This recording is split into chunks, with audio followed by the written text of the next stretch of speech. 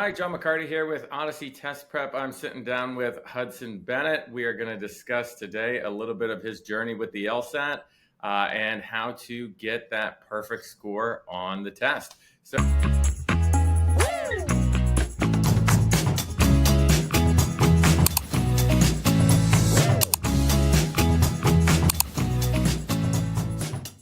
So, Hudson, go ahead and introduce yourself and tell us a little bit about yourself.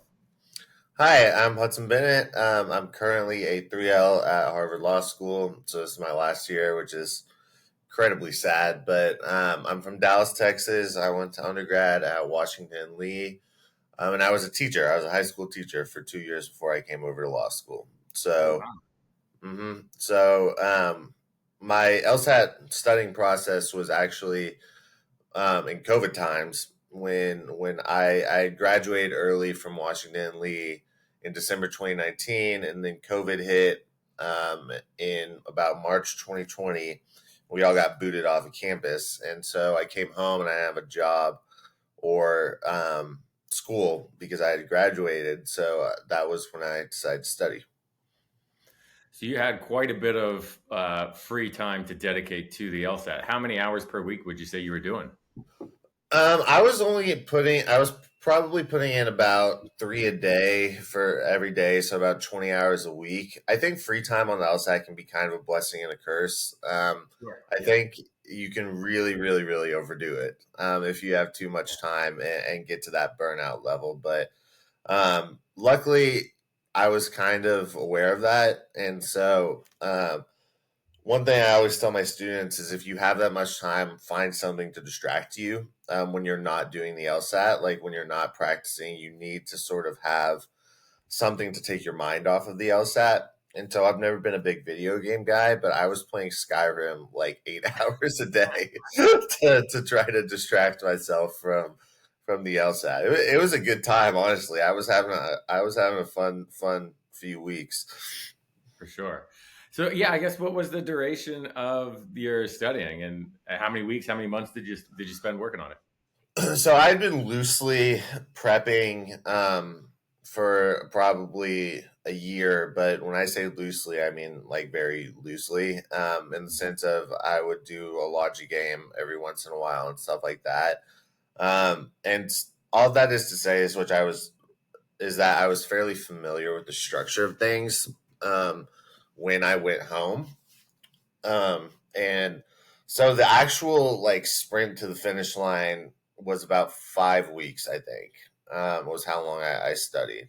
But again, I don't think it would have been that short of a time if I had not been able to devote sort of all my energy to it, Hmm. um, as well as having that pre period of getting sort of familiar with the test itself. Yeah. Yeah, and it sounds like you also managed burnout very well during that period, which is also huge for productivity. Sometimes people hit that burnout and they just keep pushing forward, and then productivity falls off a cliff. Um, Yeah, it's like when you start feeling that burnout, it's really like your car and you're out of gas and you're still kind of trying to keep going, and all that's going to happen is you're going to break something, and it's going to take a while to get back. So that's one of the things that I've always been super sure to manage with my students is look, here's what I need you to do, and I don't want you doing any more than this because you're going to burn out if you try to force it too hard. yeah. Yeah, and everyone's thresholds are a little bit different, and they even change throughout the time as you're studying for the LSAT. I found for a lot of students where they don't have a ton of endurance at the beginning because Right. they're new to studying for a test this big, and then as they continue on, their endurance gets better and better. So it's an evolving thing to just kind of monitor as you're kind of moving through the content. Yeah, Um, for sure. but tell us if you don't mind sharing, what your starting score was, your ending score, and then I guess some of the things you did to improve to where you got to. Yeah, so I started at 165, ended at the 180. So I was lucky enough to start from a relatively strong position. Yeah. Um, and then I think that The key for me was logic games. That was, I think, which was pretty standard for a lot of different students. Yeah. When they started, logic games was kind of the what on earth am I doing? Like, what is this test? Yeah. Um, and after those first couple weeks, what I was doing was I had the prep test, all the prep tests, and so I was doing two full sections in the morning and two full sections in the afternoon with a break in between. So I was doubling up on logic games every day, and then I did one LR and one RC. And I can talk about that a little bit because that's also how I have all my students practice. Obviously, not with the double logic games anymore, but Yeah. the two sections twice a day. Um, because I think I fell into it by sheer luck, but I ended up thinking that it built a lot of different test taking skills that came in very, very handy, in addition to just the straight up knowledge base. But it took me a couple of weeks to actually start seeing the score improvement. And I think once I did, it was easy at that point. Like once you start to see yourself going up a couple points, like, I mean, it's almost addictive in Yeah. a lot of ways. Like you're like, Yeah. wow, I can actually do this. If I can just put in this work for the next month or whatever it is, then I might change my life, and that was all I needed. So after a couple weeks, it was pretty steady. Going up a couple points a week, but then I got to that level, which is sort of the 173 to 180 level, where Mhm. it's so variable and the margin of error is so low, Yeah. that like it's very different than sort of the steady improvement from 150 to 165. Once you get to that 170 plus level, you're gonna get a lot of different scores, and they're gonna kind of go up and down, because it's -3 and -2 is not that different, but that's like the difference when you're at a really that 175 plus level. Mhm. Um, so I think I got to that 173 to 180 level about a week and a half out, and then I just kept refining it. So I tried to make it so that I was standardizing everything, so my test day was as predictable as possible, and one that I had done a bunch of days before, so that I would end up on the higher end of that range. Yeah, and I wanted to talk a little bit about that test day preparation because Mhm. even if you're capable of getting a 180, actually pulling it off on test day is its own challenge, right? Like you Yeah. said, once you get up there, you start to see like pretty drastic differences. Like 174s, 180s, maybe even down to 173s, 177s, because Mhm. there's just so few points that are moving the needle so far. Right. There's so few questions that are moving the needle so far. How did you get ready for test day to like really be able to perform at the highest end of your averages? So the thing that I did was as soon as I got my test time, so as soon as I signed up for the test time, I made sure I was practicing at that time. And then the week before, I did the day every single day. So I woke up at the same time every day. I ate the same food every day. Like I was pretty insane about it, and I've never been big about routines, but I uh, ate breakfast at the same time. I still remember what it was. I would wake up at 8:30. I would eat breakfast by 9. There's 3 eggs for breakfast, and then I would play Skyrim for an hour, do two sections, play Skyrim for another 3 hours, eat lunch, an hour of Netflix, and then I had the test at 2:50. And so, like, that's how hammered in my routine was like I mhm. still remember it 4 years later. What and so I do think it is key in a lot of ways to have test day feel like you've done it before. It can't be an aberration. Like if you have been doing this like one section a day and it's all over the place time wise, and you Yeah. have no consistency with that, and then all of a sudden and you've usually been doing it in the morning, but then you take the tests in the late afternoon, like it's not going to go well. Your brain Yeah. isn't in the right mode at that time. Sleep is also a huge one. You have to get as much sleep as possible, preferably in the week leading up into the test, but like definitely in the day or two leading up to the test. Um, and also on that note, odds are that you're probably not going to have the easiest time falling asleep the night before. So you Yeah. should probably not schedule the test super early in case you need to sleep in, because sleep is the most important different thing. Um, Yeah, for sure. And I and think that's one then thing people what's do up? underestimate is just like, coming in with a huge sleep deficit is Yeah, going to like impair your cognitive abilities severely. Like right. driving while you're tired is equivalent to driving while you're drunk. Like that's Yeah, how much it changes like right. your ability to perform, even your motor skills, but certainly uh, your intellectual skills. You're able to your ability to work.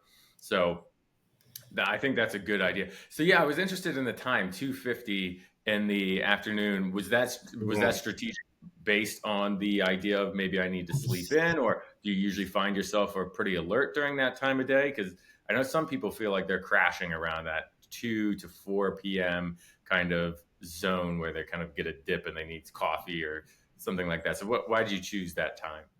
Yeah, so I chose it primarily because sleeping in was the biggest, by far the biggest um, thought, but I had also been doing my quote unquote afternoon like practice before that, somewhere Uh-huh. between like 2 to 4. So like I knew I wanted it. I knew I wanted to get into that mode.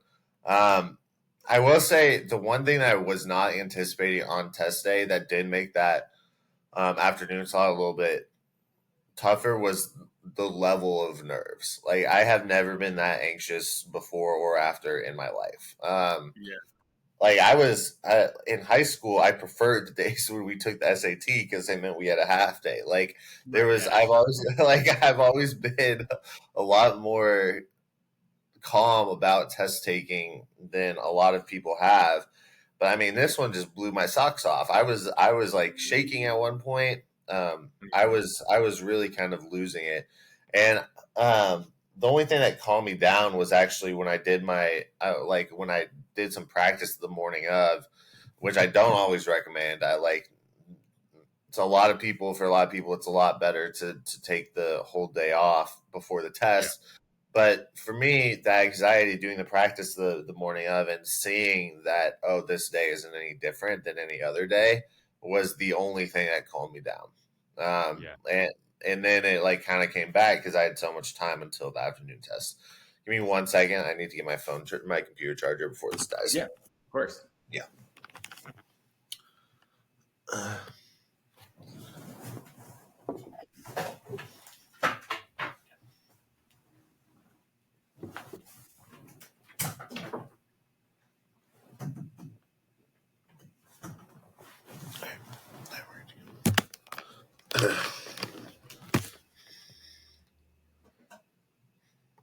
Okay, we're good to go. Great. Is your oh, there you are. Okay. Perfect. So yeah, one thing I wanted to mention on that too, like so on test day, you got thrown this curveball that you really weren't expecting, right? Nerves all of a sudden shoot up, and Mhm. you're like, you've got anxiety like you've never felt before. But the one thing that saved you was the preparation that you had done leading into that, right? So you had your schedule worked out. You're going through the same motions that you're going through on other days. If you hadn't dialed in that routine leading into the exam, perhaps it wouldn't have gone the same way for you. Have you ever thought of that? Yeah, Of like, for sure. And it wouldn't have gone the same way for me. Like I can almost guarantee that. Because the nature of like the actual anxiety in the test mode where details matter so much, and it's like there's like those that one word that can kind of like change the meaning of a whole answer choice or a whole question. um anxiety that can cause you to sort of, and nerves that can cause you to read over a word or misread a rule on logic games or stuff like back when that was a thing, or like misread a passage or something like that. Um, what would have absolutely come into play. So I think about it. Um, but the thing that I think most of was I still remember there was one question on LR that I was down to two answers, and with 30 seconds left, I went back and I was like, "Nope, that's not what the problem here is. This is the problem." I went back and changed it with about 30 seconds left. And like if I hadn't done that, like that would have been a 179, you know. But I think being able to like keep the cool head there um to have the confidence to go back and change it um Yeah. was in a lot of ways because I had seen myself do the day and I had done this so many times before. And so it was in a lot of ways due to the preparation. Yeah.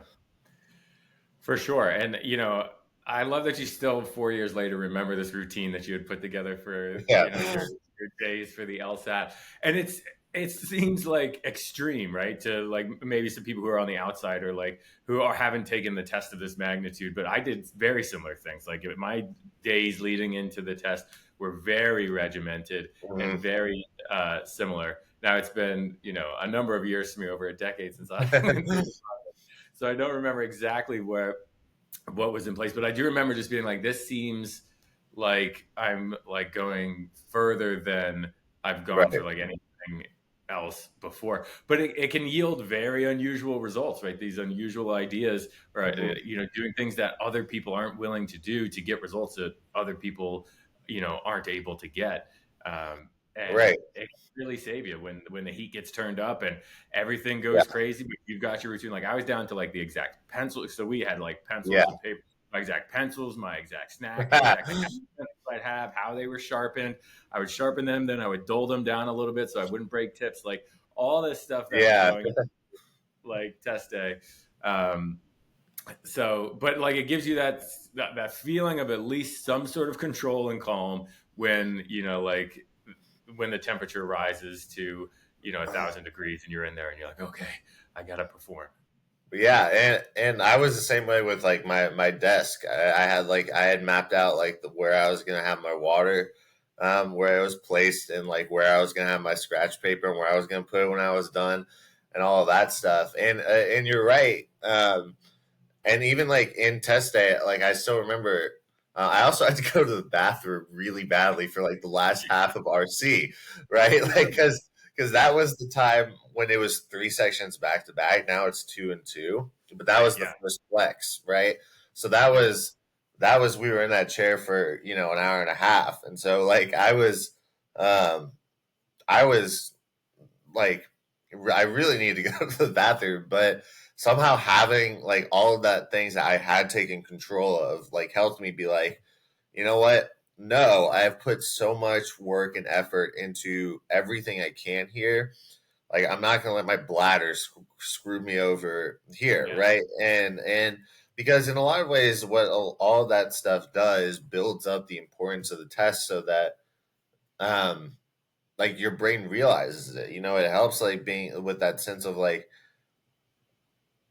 this is the one thing like if I can just nail this, then Yeah. everything else is about to change. And it did. Now I'm at Harvard, and that's a crazy thing to be able to say.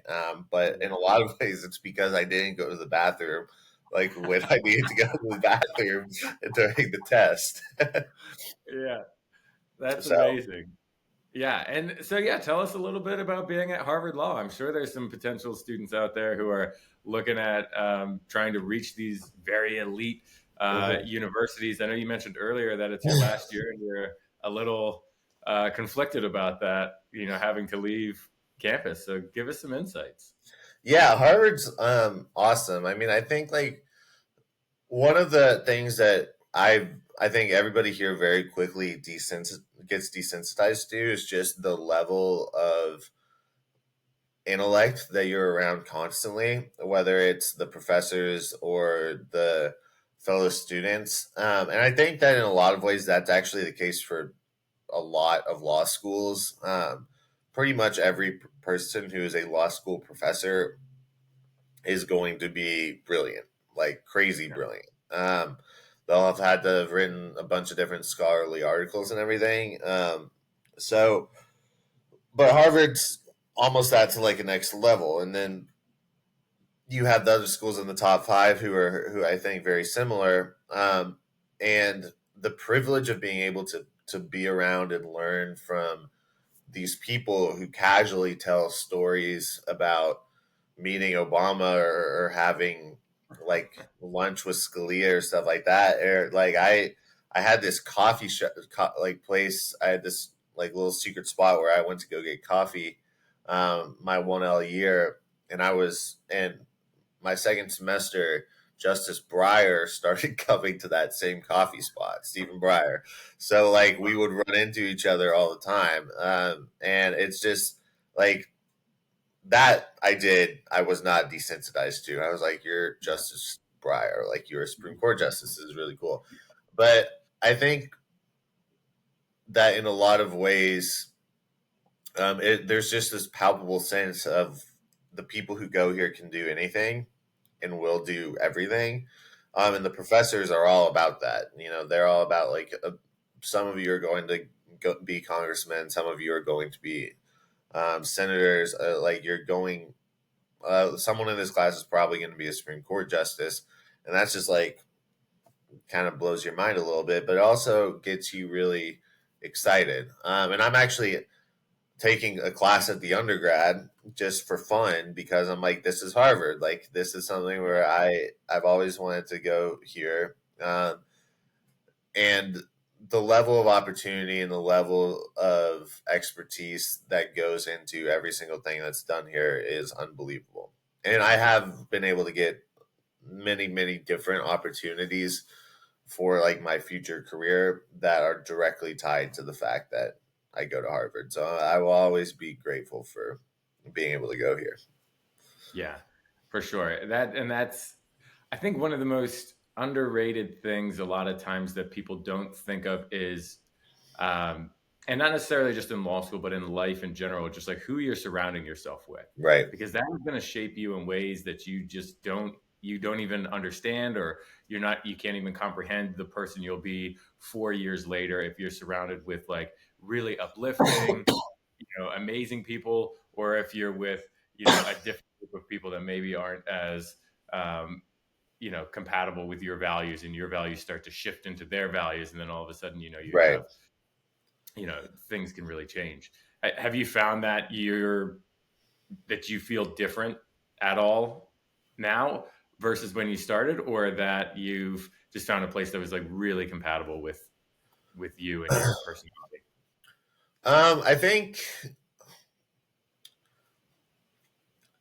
I think I don't want to get into any like sort of like controversial stuff on this, but I do think that Harvard has been a center of a lot of different conflicts in the past year and a half that like I think Hmm. has inherently changed the student body. And that's been like sort of rough for everybody here, because Yeah. it's just a more sort of fractious place than it was my 1L year. 1L year was much more like collaborative and everything, and it's just not like that anymore. But in terms of the things that I think are going to be relevant to any like law school student, um, I think at the very beginning I came in and I was a little bit afraid that I wouldn't be able to do whatever the work was. Um, Hmm. and I think that that happens with everybody. For me, I got over it pretty quickly. I think it took like a couple. My first cold call was like a couple weeks in, and it was fine. And once that happened, I was like, all right, we're good. Like this isn't like really going to be an issue. And then it just became about like really enjoying the classes, which for us at Harvard is also a little bit different than other law schools because of our grading system. Where I don't know if you're familiar with it, but we have like a small percentage of the class gets high passes. The vast majority gets passes, and then some students get low passes. But so pretty much everyone gets a pass for a course, which inherently makes it less competitive Hmm. than like a very strictly like gradated grading system. Um, and because of that, a lot of that sense of like, oh no, I need to be at the top of the curve. Oh no, I need to be like at the top of every class I'm in. Can I do this? Goes away when you realize, well, almost everybody is coming out with mostly P's, a few H's, and hopefully no low passes. And that's really all you got to get. And then just becomes a matter of being grateful that you're getting the chance to learn what you're learning and enjoying the time with the people that you're around. Yeah. Well, yeah, I hope, everybody's law school experiences can be, wherever they are, can be as positive as yours has seemed to be there at Harvard. Yeah. And I mean, you put in the work. Congrats on the perfect score. Thank That's you. always a beautiful thing. And yeah, I really appreciate you coming on and chatting with me today. Yeah. Thank you. I had a great time. All right. Well, thanks, Hudson. We'll talk soon. See you later.